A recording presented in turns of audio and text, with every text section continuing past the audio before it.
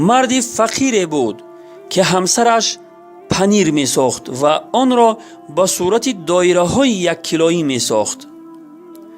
مرد آن را به یکی از تاجران شهر می فروخت و ضرورت های خانه را می خرید.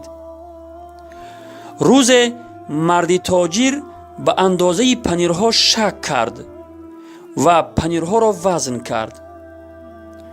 معلوم شد که اندازه هر یک پنیر 900 گرم است. تاجر غضبی شد و به مرد فقیر گفت: دیگر از تو پنیر نمی خرم.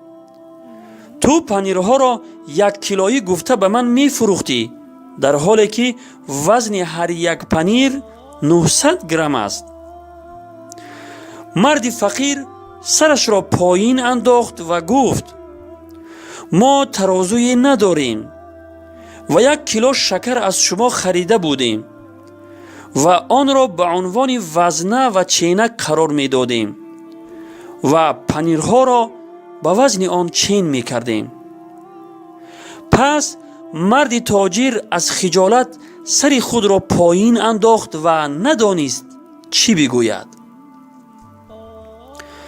برادران و خواهران عزیز، خیانت در مال مردم و خوردن حق دیگران به ناحق ظلم و گناه خیلی بزرگ به شمار می رود و خداوند انسان خیانتکار و ظالم را در همین دنیا شرمنده و رسوا کرده ظلم و خیانت او را آشکار می سازد. خداوند همه ما و شما را از ظلم و خیانت دیگران دور نگه بدارد.